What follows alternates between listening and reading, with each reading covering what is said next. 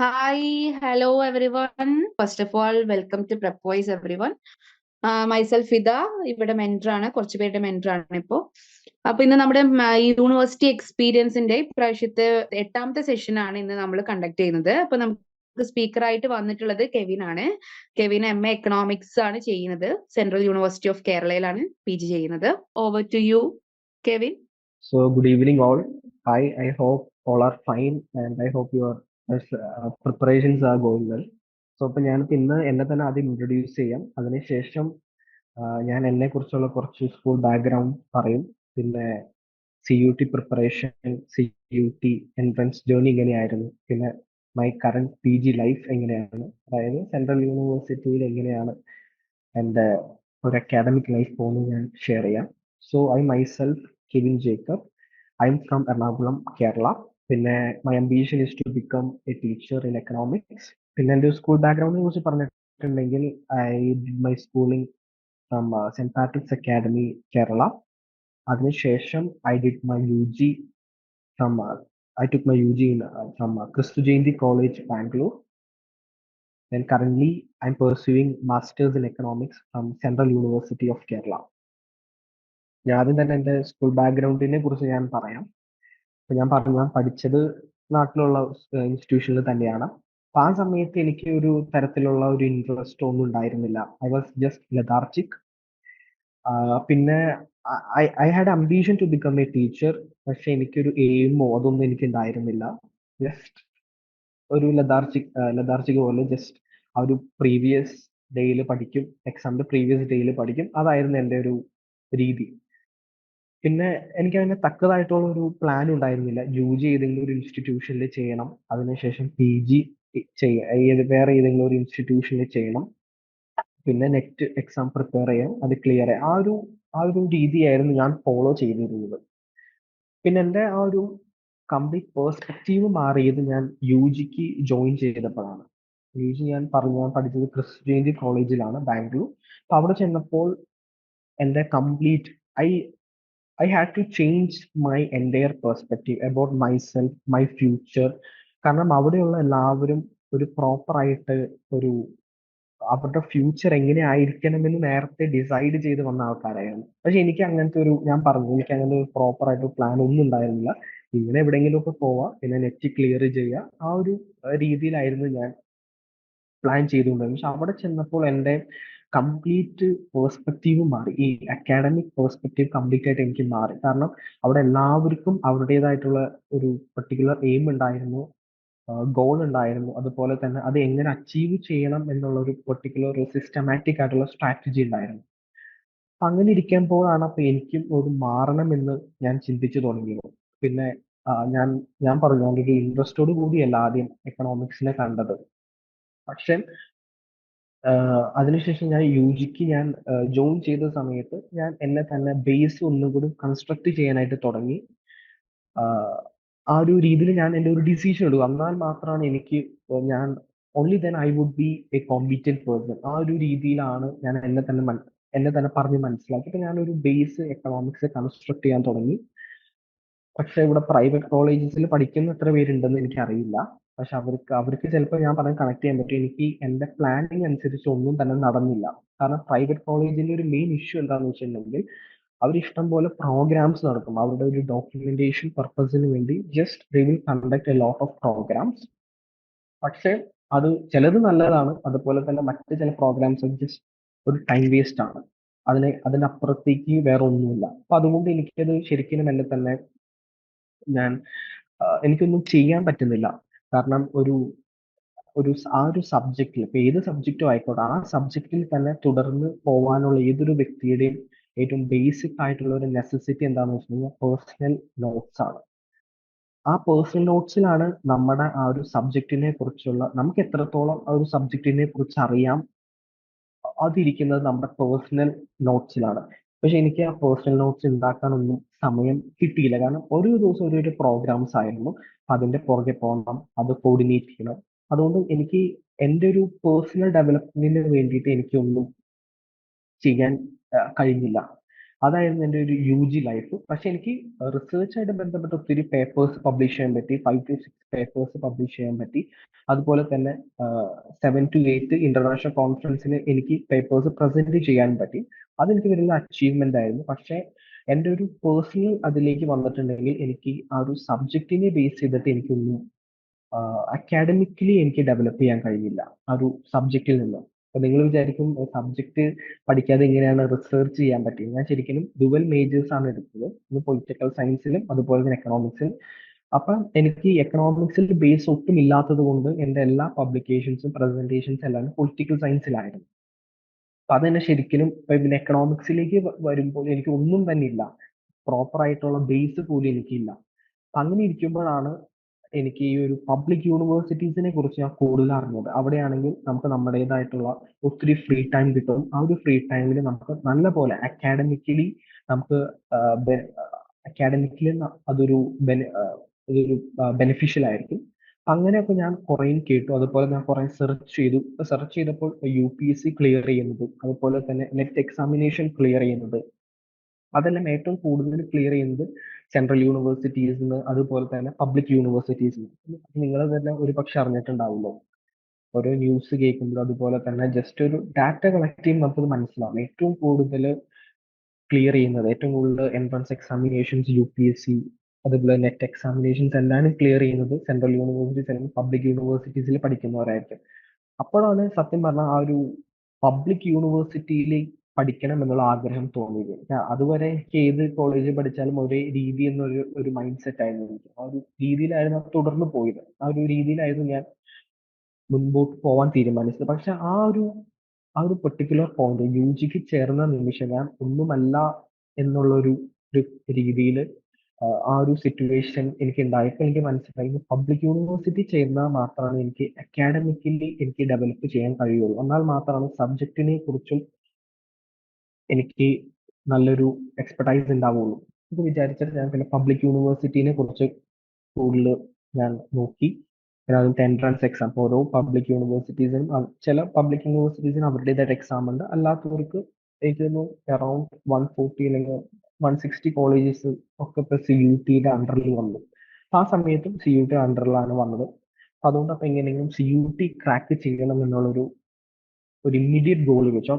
ആ സമയത്ത് ഞാൻ എന്റെ നെറ്റിന്റെയും അതുപോലെ തന്നെ ടീച്ചിങ്ങിന്റെ അതൊക്കെ ഞാനൊന്ന് മാറ്റി വെച്ചു. അപ്പൊ എന്റെ ഒരു ഇമ്മീഡിയറ്റ് ഗോൾ ആയിട്ട് ഞാൻ ആദ്യം വെച്ചത് CUT എക്സാമിനേഷൻ ആയിരുന്നു. അതിനുവേണ്ടി ഞാൻ ഒരു പ്രിപ്പയർ ചെയ്യാൻ തുടങ്ങി. അപ്പൊ അങ്ങനെ പ്രിപ്പയർ ചെയ്യാൻ തുടങ്ങിയ സമയത്ത് എനിക്കൊന്നും, ഞാൻ പറഞ്ഞു പ്രൈവറ്റ് കോളേജസിലും ഈ ഇഷ്യൂ നമുക്ക് ടൈം കിട്ടൂല. ഒന്നും തന്നെ ചെയ്യാൻ ടൈം കിട്ടൂല. ഇപ്പൊ നോർമൽ സ്കൂൾ അവേഴ്സ്, കോളേജ് അവേഴ്സിൽ നമുക്ക് മാറ്റി വെക്കാൻ കഴിയുന്നത് 3 to 4 അവേഴ്സ് ആണ്. പക്ഷെ എനിക്ക് അത് ചെയ്യാൻ കഴിയില്ല. കാരണം ഈ ഒരു ഓരോരോ ദിവസം ഓരോരോ വർക്കാണ്. മറ്റേ ഡോക്യുമെന്റേഷൻ ചെയ്യണം, പിന്നെ ഓരോ ഈവെന്റ്സ് കോർഡിനേറ്റ് ചെയ്യണം. അപ്പൊ അങ്ങനെയൊക്കെ റിഹേഴ്സൽ നടത്തണം. അപ്പൊ അതുകൊണ്ട് എനിക്ക് ഒട്ടും മാറ്റി വെക്കാൻ സമയമുണ്ടായി. എന്നാലും ഞാൻ ഒന്ന് സ്റ്റാർട്ട് ചെയ്യാൻ തീരുമാനിച്ചു. അപ്പൊ ഞാൻ ഒരിക്കലും കോച്ചിങ് ഞാൻ എടുത്തിരുന്നില്ല. കാരണം എനിക്കത് ഫോളോ ചെയ്യാൻ പറ്റില്ല എന്നുള്ളൊരു ഇൻസൈറ്റ് ഉണ്ടായിരുന്നു. അതുപോലെ തന്നെ ഞാൻ സെൽഫായിട്ട് പ്രിപ്പയർ ചെയ്യാമെന്ന് വിചാരിച്ചു. അതുകൊണ്ടാണ് മെയിനായിട്ട് ഞാൻ കോച്ചിങ് ഒന്നും എടുക്കാതിരുന്നത്. അപ്പൊ ഞാൻ സ്റ്റാർട്ടിങ് ചെയ്തു. പക്ഷെ എനിക്ക് പോകാൻ കഴിയുന്നില്ല. എനിക്ക് I was not able to move forward. Means I didn't have a proper track, where to go, from where to start, what to study, what not to study. അപ്പൊ അങ്ങനത്തെ ഒത്തിരി ക്വസ്റ്റ്യൻസ് എന്റെ മുന്നിൽ വന്നു. അപ്പൊ ഞാൻ അങ്ങനെ തന്നെ എന്റെ ഒരു ആ ഒരു ഞാൻ UG തേർഡ് ഇയർ ആയപ്പോഴാണ് ഞാൻ ഇത് സ്റ്റാർട്ട് ചെയ്യുന്നത്. പക്ഷെ എനിക്ക് ഒന്നും ചെയ്യാൻ കഴിയില്ല. ഡിസംബർ വരെ എനിക്കൊന്നും ചെയ്യാൻ കഴിഞ്ഞില്ല. കാരണം ഈ ഒരു പ്രോഗ്രാംസ് അതൊക്കെ വന്ന കാരണം എനിക്ക് ചെയ്യാൻ കഴിഞ്ഞില്ല. പിന്നീട് ജാനുവരിയിലാണ് ഞാൻ ഇവിടുത്തെ പ്രപ്പിലത്തെ ക്രാഷ് കോഴ്സിന് ജോയിൻ ചെയ്തത്. അങ്ങനെ പ്രപ്പിന്റെ ക്രാഷ് കോഴ്സിന് ജോയിൻ ചെയ്തപ്പോൾ എനിക്ക് ഫസ്റ്റ് ഓഫ് ഓൾ എനിക്ക് കിട്ടിയത് എന്താണെന്ന് വെച്ചിട്ടുണ്ടെങ്കിൽ ഒരു പ്രോപ്പർ ആയിട്ടുള്ള ഒരു റൂട്ട് മാപ്പ് ആണ്. എന്ത് ചെയ്യണം, എങ്ങനെ ചെയ്യണം, അതുപോലെ തന്നെ വാട്ട് ടു സ്റ്റഡി, അതുപോലെ തന്നെ വാട്ട് നോട്ട് ടു സ്റ്റഡി. ഇതൊക്കെയാണ് എനിക്ക് പ്രെപ്പ് വൈസിന്ന് എനിക്ക് ആദ്യം കിട്ടിയ ഒരു ബേസിക് ആയിട്ടുള്ള അഡ്വാൻറ്റേജ്. അങ്ങനെ ഞാൻ മുന്നോട്ട് പോയി. അങ്ങനെ മുന്നോട്ട് പോയ സമയത്ത് ഇവിടെ ഞാൻ പറഞ്ഞു എനിക്ക് കഴിഞ്ഞ എക്സാം മാർച്ചിലായിരുന്നു. ഞാൻ സ്റ്റാർട്ട് ചെയ്തത് ഡിസംബർ ജാനുവരി ആ ഒരു പീരീഡിലാണ്. അപ്പൊ ഹാർഡ്ലി 2 to 3 months എനിക്ക് ഉണ്ടായിരുന്നുള്ളൂ പ്രിപ്പറേഷന് വേണ്ടി. അപ്പൊ ഞാനിപ്പോ ചെയ്തെന്താന്ന് വെച്ചിട്ടുണ്ടെങ്കിൽ ആ ഒരു ടൈമിൽ എനിക്ക് ഉറപ്പായിട്ടും ഒരിക്കലും ഫുൾ സിലബസ് എനിക്ക് കവർ ചെയ്യാൻ പറ്റില്ല. അപ്പൊ ഞാൻ വേറൊരു മെത്തേഡ് യൂസ് ചെയ്തു. അതായത് പഠിച്ചുകൊണ്ടിരിക്കുന്ന സമയത്ത് തന്നെ നോട്ട്സ് തയ്യാറാക്കി. പിന്നെ എന്റെ ലക്ഷ്യം ഒരിക്കലും 100% സിലബസ് കവർ ചെയ്യലല്ലായിരുന്നു. മറിച്ച് പഠിക്കുന്നത് എത്രയാണ്, ഈവൻ പഠിക്കുന്നത് 30% ആയിരിക്കാം, അല്ലെങ്കിൽ 40% ആയിരിക്കാം, അതും അല്ലെങ്കിൽ ലെസ് ദാൻ 60% ആയിരിക്കാം. നമ്മൾ എന്തുവാണ് പഠിക്കുന്നത് അതിനെ കുറിച്ച് നമുക്കൊരു ക്ലാരിറ്റി വേണം. കാരണം അതിന്റെ ബേസ്, കാരണം നിങ്ങളിപ്പോ PGക്ക് ജോയിൻ ചെയ്യുമ്പോൾ നിങ്ങൾക്ക് പലതും മനസ്സിലാവും. കാരണം നമ്മൾ പഠിച്ചത് തന്നെ തെറ്റായി പോകുമെന്ന് ചിലവർക്ക് തോന്നും. നമ്മൾ ഒരു എക്സാം ഓറിയന്റഡ് ആയിട്ട് പഠിച്ചിട്ടുണ്ടെങ്കിൽ നമുക്ക് ഒന്നും മനസ്സിലാവില്ല. കാരണം ഒരു കോൺസെപ്റ്റിൽ തന്നെ ഒത്തിരി ഒത്തിരി ബേസ് ഉണ്ട്. ഒരു എക്സാമ്പിൾ പറയുന്നത് കെയ്നീഷ്യന്റെ പറയുകയാണെങ്കിൽ, കെയ്ൻസ് പറയുന്നത് വേജ് റിജിഡ് ആണെന്ന് പറയുന്നുണ്ട്. എന്തുകൊണ്ടാണ് വേജ് റിജിഡ് ആവുന്നത്? അതിന് അതിൻ്റെതായിട്ടുള്ള കാരണങ്ങളുണ്ട്. കെയ്ൻസ് എന്ന് പറയുന്നത്. പിന്നെ ന്യൂ കെയ്നീഷ്യൻ അതിനെ വീണ്ടും റീസൺ ചെയ്യുന്നുണ്ട്. പല എഫിഷ്യൻസി വേജ് മോഡൽ അങ്ങനെയൊക്കെ പറഞ്ഞിട്ട് ഒത്തിരി റീ- ഒരു റീസൺ ചെയ്യുന്നുണ്ട്. അപ്പൊ നമുക്കൊക്കെ ഒരു സംഭവം പഠിക്കുമ്പോൾ അത് എന്തും ആയിക്കോട്ടെ, വലിയ കോൺസെപ്റ്റ് ആയിക്കോട്ടെ, ചെറിയ കോൺസെപ്റ്റ് ആയിക്കോട്ടെ, അതിന്റെ ഒരു ബേസ് നമ്മൾ അറിഞ്ഞിരിക്കണം. ഞാനപ്പോ അങ്ങനെ പഠിച്ചു പോയി. അപ്പൊ എനിക്ക് CUT ക്ലിയർ ചെയ്യാൻ പറ്റി. എനിക്ക് ഇവിടെ സെൻട്രൽ യൂണിവേഴ്സിറ്റിയിൽ എനിക്ക് അഡ്മിഷൻ കിട്ടി. ഇപ്പോൾ എനിക്ക് ഇപ്പോൾ സെൻട്രൽ യൂണിവേഴ്സിറ്റി പഠിക്കുന്ന സമയത്ത് എനിക്ക് നല്ല പോലെ എനിക്കൊരു ഫ്രീ ടൈം കിട്ടുന്നുണ്ട്. അക്കാഡമിക് ആയിട്ട് എനിക്ക് ഒത്തിരി ഡെവലപ്പ് ചെയ്യാൻ കഴിയുന്നുണ്ട്. ഒത്തിരി കോൺസെപ്റ്റ് കൂടിയ ഒത്തിരി വായനകൾ നടക്കുന്നുണ്ട്. ഒരു സബ്ജക്റ്റിൽ തന്നെ നിൽക്കാൻ ആഗ്രഹമുള്ള ഒരു വ്യക്തിക്ക് ആദ്യം വേണ്ടത് റീഡിംഗ് ആണ്. അപ്പൊ എനിക്ക് ഇവിടെ വന്നപ്പോൾ ശരിക്കും ആ ഒരു വ്യത്യാസം മനസ്സിലാക്കാൻ കഴിയുന്നു. ഒത്തിരി വായിക്കാൻ കഴിയുന്നുണ്ട്. അതുപോലെ തന്നെ ഒത്തിരി ബേസ് ഒന്നും കൂടി ഡെവലപ്പ് ചെയ്യാൻ പറ്റുന്നുണ്ട്. പിന്നെ ഇവിടുത്തെ ഇപ്പൊ സെൻട്രൽ യൂണിവേഴ്സിറ്റീസ് അല്ലെങ്കിൽ പബ്ലിക് യൂണിവേഴ്സിറ്റീസ് ഉള്ള ടീച്ചേഴ്സ് ബെസ്റ്റ് ആണെന്നൊന്നും ഞാൻ പറയില്ല. പക്ഷെ ഉള്ള ടീച്ചേഴ്സ് ഒരു മീൻസ് എല്ലാവരുടെയും നമുക്ക് ഒരു ഗുഡ് കോഴ്സിന് വേണ്ടി അവരെ നമുക്ക് യൂസ് ചെയ്യാൻ പറ്റും. എല്ലാവരും ബെസ്റ്റ് ടീച്ചേഴ്സ് അല്ല, പക്ഷെ റിസർച്ചിൽ ബെസ്റ്റ് ആയിട്ടുള്ള ടീച്ചേഴ്സ് ഉണ്ട്. അതുപോലെ തന്നെ നല്ല പോലെ ഗൈഡ് ചെയ്യാൻ പറ്റുന്ന, നമ്മുടെ ഇന്റേൺഷിപ്പ് ആണെങ്കിൽ അല്ലെങ്കിൽ പ്ലേസ്മെന്റിനാണെങ്കിൽ ഗൈഡ് ചെയ്യാൻ പറ്റുന്ന ടീച്ചേഴ്സ് ഇവിടെ ഉണ്ട്. അതുകൊണ്ട് എല്ലാവരും ഒരേ രീതിയിൽ ബെസ്റ്റ് ടീച്ചേഴ്സ് അല്ല, പക്ഷെ ഉള്ള ടീച്ചേഴ്സിനെ അവരുടെ നല്ല കോണ്ടാക്ട്സ് യൂസ് ചെയ്തിട്ട് അല്ലെങ്കിൽ അവരുടെ റിസർച്ച് ബാക്ക്ഗ്രൗണ്ട് യൂസ് ചെയ്തിട്ട് അവരെ നമുക്ക് ഒന്നല്ലെങ്കിൽ മറ്റൊരു തരത്തിൽ നമുക്ക് നല്ലൊരു കാരണത്തിന് വേണ്ടി യൂസ് ചെയ്യാൻ പറ്റും. ഇതാണ് എൻ്റെ ഇപ്പോഴുള്ള ഒരു അക്കാഡമിക് ഒരു എക്സ്പീരിയൻസ്. പിന്നെ എനിക്ക് തരാനുള്ള അഡ്വൈസ് എന്താന്ന് വെച്ചിട്ടുണ്ടെങ്കിൽ, അപ്പൊ എനിക്ക് രണ്ട് കാറ്റഗറിയിലുള്ള സ്റ്റുഡൻസിനോടാണ് എനിക്ക് ഈ ഒരു സമയത്ത് സംസാരിക്കാനുള്ളത്. ഒരു അഡ്വൈസ് എന്ന രീതിയിൽ ഇപ്പൊ ഞാൻ ഒരു അഡ്വൈസ് പറയുന്നത്, I am giving advice based on the challenges that I had faced. അതിന് ബേസ് ചെയ്തിട്ടാണ് ഞാൻ ഒരു അഡ്വൈസ് തരുന്നത്. ഇപ്പൊ രണ്ട് കാറ്റഗറീസിലുള്ള സ്റ്റുഡൻസിനോടാണ് ഞാൻ ഇത് പറയുന്നത്. ഫസ്റ്റ് കാറ്റഗറി എന്ന് പറയുന്നത് those students who have completed their preparations, completed in the sense those who have covered 80 to 90% or up to 100%. So those students, the important thing that you have to do is that you have to be thorough with the concepts, thorough with the base. That is the first and foremost thing that you have to do. Those have covered the topics. നമ്മൾ ആദ്യം വായിക്കുമ്പോൾ നമ്മളൊരു plain understanding നമ്മൾ വരുത്തുള്ളൂ. നമ്മൾ notes തയ്യാറാക്കുമ്പോൾ അത് വായിച്ചു പോകുമ്പോൾ ഒരു പ്ലെയിൻ അണ്ടർസ്റ്റാൻഡിങ് മാത്രമേ നമ്മൾ വരുത്തുള്ളൂ. അതിന് we won't be we would be reluctant to go beyond that. അപ്പൊ നമ്മൾ ആദ്യം ചെയ്യേണ്ടത്, അങ്ങനെ 80 to 90% പഠിച്ച സ്റ്റുഡൻസ് ആദ്യം ചെയ്യേണ്ടത്, നിങ്ങൾ ഒന്നും കൂടി ബേസ് ഒന്നുകൂടി ഡെവലപ്പ് ചെയ്യാൻ നോക്കാം. ഒരു കോൺസെപ്റ്റ് പഠിക്കുമ്പോൾ നിങ്ങളോട് തന്നെ ചോദിക്കും why this and why not that. അങ്ങനെ ചോദിച്ചിട്ടുണ്ടെങ്കിൽ നിങ്ങൾക്ക് ഒത്തിരി അതിന് ഒത്തിരി ആൻസേഴ്സ് കിട്ടും. അപ്പൊ അത് വളരെ ഇമ്പോർട്ടന്റ് ആണ്. പിന്നെ ഇത് പഠിച്ച കുട്ടികൾ സ്റ്റുഡൻസ് ആദ്യം ഓർക്കേണ്ടത് കാര്യം, ഒരിക്കലും എക്സാം ഓറിയന്റഡ് ആയിട്ട് പഠിക്കാൻ പാടില്ല. നിങ്ങൾ എക്സാം ഓറിയന്റഡ് പഠിച്ചിട്ടുണ്ടെങ്കിൽ നിങ്ങൾക്ക് ഒരു പ്ലെയിൻ അണ്ടർസ്റ്റാൻഡിംഗ് ഉണ്ടാവുള്ളൂ. നിങ്ങളിപ്പോൾ once you join PG or started to do masters, അവിടെ നിങ്ങൾക്ക് അതിന്റെ ഡിഫിക്കൽറ്റി എന്താണെന്ന് മനസ്സിലാവും. കാരണം ഒരു പ്ലെയിൻ അണ്ടർസ്റ്റാൻഡിങ് വെച്ചിട്ട് മാസ്റ്റേഴ്സിലേക്ക് വന്നിട്ടുണ്ടെങ്കിൽ ഭയങ്കര ഒരു ബുദ്ധിമുട്ടായിരിക്കും നിങ്ങൾക്ക് മൂവ് ചെയ്യാനായിട്ട്. ഇപ്പൊ ബിസിനസ് സൈക്കിൾ തിയറീസ് ആണെങ്കിൽ അതിന് ഒത്തിരി ബേസ് ഉണ്ട്. എന്തുകൊണ്ടാണ് ആ ഒരു ഫ്ലക്ച്വേഷൻസ് ഉണ്ട്. അതിന് അതിൻ്റെതായിട്ടുള്ള ബേസിക് ക്ലാസിക്കൽസ് ആണ്, കെയ്ൻസ് ആണെങ്കിൽ അവർ അവരുടേതായിട്ടുള്ള കാരണങ്ങൾ പറയുന്നുണ്ട്. ഞാൻ ഇപ്പൊ പറയുന്നത് ഇത് പഠിച്ച കുട്ടികളാണ്. അപ്പൊ നിങ്ങളൊക്കെ ഇപ്പൊ ഒരു 80 to 90% കവർ ചെയ്ത സ്റ്റുഡൻസ് അങ്ങനെ നിങ്ങളുടെ ബേസ് ഒന്നും കൂടി ഡെവലപ്പ് ചെയ്യാൻ നോക്കാം. അപ്പൊ നിങ്ങളോട് തന്നെ വൈ എന്നൊരു ചോദ്യം ചോദിച്ചിട്ടുണ്ടെങ്കിൽ നിങ്ങൾക്ക് ബേസ് ഈസി ആയിട്ട് ഡെവലപ്പ് ചെയ്യാൻ പറ്റും. അപ്പൊ അങ്ങനെ ചെയ്തിട്ടുണ്ടെങ്കിൽ ഏത് പാറ്റേൺ ആണെങ്കിലും നമുക്ക് പറയുന്നത് MCQ ആണ്, ഡിസ്ക്രിപ്റ്റീവ് അല്ല. ഇപ്പൊ MCQ ആവുന്ന സമയത്ത് കോൺസെപ്റ്റ് തറവായാൽ മാത്രമാണ് നമുക്ക് ഇത് ഇത് ആൻസർ ചെയ്യാൻ പറ്റുള്ളൂ. എന്നാൽ മാത്രമേ നമുക്ക് ആ ക്വസ്റ്റ്യൻ അനലൈസ് ചെയ്യാൻ പറ്റുള്ളൂ. അതുകൊണ്ട് ബേസ് ക്ലിയർ ആക്കാം. ഇനി അടുത്ത കാറ്റഗറി എന്ന് പറഞ്ഞിട്ടുണ്ടെങ്കിൽ സ്റ്റുഡൻറ് എന്നെ പോലെയുള്ള കുറച്ച് സ്റ്റുഡൻസ് ഉണ്ടാവും. കാരണം അവർക്ക് ഒത്തിരി കാരണങ്ങൾ കൊണ്ട് ചിലപ്പോൾ അവർക്ക് പ്രിപ്പറേഷൻ പ്രോപ്പർ ആയിട്ട് പോയിട്ടുണ്ടാവില്ല. ഈ അടുത്ത് തന്നെ തുടങ്ങിയ ചിലപ്പോൾ സ്റ്റുഡൻസ് ഉണ്ടാവും. ഞാൻ ഡിസംബർ ജാനുവരി പീരീഡിലാണ് ഞാൻ സ്റ്റാർട്ട് ചെയ്തത്. അപ്പൊ എനിക്ക് ആ ഒരു സ്റ്റുഡൻസിനോട് എനിക്ക് പറയാനുള്ളത്, നിങ്ങൾ ഒരിക്കലും സിലബസ് കംപ്ലീഷൻ ഒരിക്കലും ഒരു ടാർഗറ്റ് ആയിട്ട് വെക്കാൻ പാടില്ല. അങ്ങനെ സിലബസ് കംപ്ലീഷൻ ടാർഗറ്റ് ആയിട്ട് വെച്ചിട്ടുണ്ടെങ്കിൽ ഒന്നുമില്ലാത്തൊരവസ്ഥയായിരിക്കും. അതുകൊണ്ട് നിങ്ങൾ പഠിക്കുന്നത് എന്താണോ അത് കൃത്യമായിട്ട് പഠിക്കാം. അതുപോലെ തന്നെ നോട്ട്സ് തയ്യാറാക്കാം. ഇപ്പൊ ചിലവര് പറയും നോട്ട്സ് തയ്യാറാക്കാൻ ടൈമില്ല. ശരി തന്നെ, ടൈമില്ല. അതുകൊണ്ട് നിങ്ങൾ ഈ ഒരു സ്ട്രാറ്റജി ഫോളോ ചെയ്യുക. നിങ്ങളിപ്പോ ഒരു വീഡിയോ ലെക്ചർ കാണുകയാണെങ്കിൽ അത് 30 to 40 minutes ആയിരിക്കും. അത് ജസ്റ്റ് ഒന്ന് കാണാം. അതിനുശേഷം അത് മനസ്സിലാക്കാം. മനസ്സിലാക്കിയിട്ട് ഒരു ഷീറ്റ് ഓഫ് പേപ്പറിൽ അത് എഴുതാം. അത് അങ്ങനെ എഴുതുമ്പോൾ നിങ്ങൾക്ക് രണ്ട് അഡ്വാൻറ്റേജ് ഉണ്ട്. ഒന്ന്, എഴുതുന്ന സമയത്ത് നിങ്ങളുടെ മെമ്മറി പവർ, മെമ്മറിയിലേക്ക് അത് വരാണ്. അതുപോലെ തന്നെ എഴുതുന്ന സമയത്ത് നിങ്ങൾക്ക് ചില ഡൗട്ട്സ് വരും. ആ ഡൗട്ട്സ് വരുന്ന സമയത്ത് ഒന്നല്ലെങ്കിൽ വീഡിയോ ലെക്ചേഴ്സ് കേൾക്കാം. അതുപോലെ തന്നെ അതിൽ ഡൗട്ട് മാറിയില്ലെങ്കിൽ നിങ്ങളുടെ പേഴ്സണൽ ഗൈഡിനോട് ചോദിച്ചാൽ അവർ വ്യക്തമാക്കി തരാം. അപ്പൊ അങ്ങനെ ചെയ്യുന്ന സമയത്ത് നമ്മുടെ ആ ഒരു ഒന്നും കൂടി നമ്മൾ അറിയാതെ തന്നെ ആ ഒരു കോൺസെപ്റ്റ് ക്ലിയർ ആയിട്ട് വരാണ്. പിന്നെ അതുപോലെ രണ്ടാമത്തെ അഡ്വാൻറ്റേജ് എന്താണെന്ന് വെച്ചിട്ടുണ്ടെങ്കിൽ ആ ഒരു എക്സാം ടൈമിൽ, അതായത് March 12, 13 എക്സാം. സോറി, എനിക്ക് ആ മാർച്ച് പീരീഡിലായിരിക്കും എക്സാം. ആ സമയത്ത് ഒരു 1 week പ്രയർ ആയിട്ട് നിങ്ങൾക്ക് വേണമെങ്കിൽ സ്വയം ആ ഒരു ജസ്റ്റ് നിങ്ങളുടെ തന്നെ പേഴ്സണൽ ആയിട്ടുള്ള നോട്ട്സ് വായിച്ചിട്ടുണ്ടെങ്കിൽ നിങ്ങൾക്ക് മനസ്സിലാക്കാൻ പറ്റും. ഇതൊക്കെയാണ് എനിക്ക് തരാനുള്ള ഒരു അഡ്വൈസ്.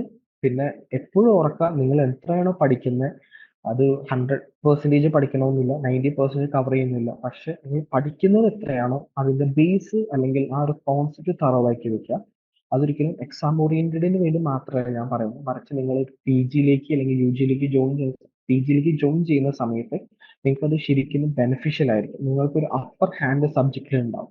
അത് ബേസ് ചെയ്തിട്ട് നിങ്ങൾക്ക് റിസർച്ച് ചെയ്യാം. അതുപോലെ തന്നെ നെറ്റിന് വേണ്ടി ഈസി ആയിട്ട് പ്രിപ്പയർ ചെയ്യാം.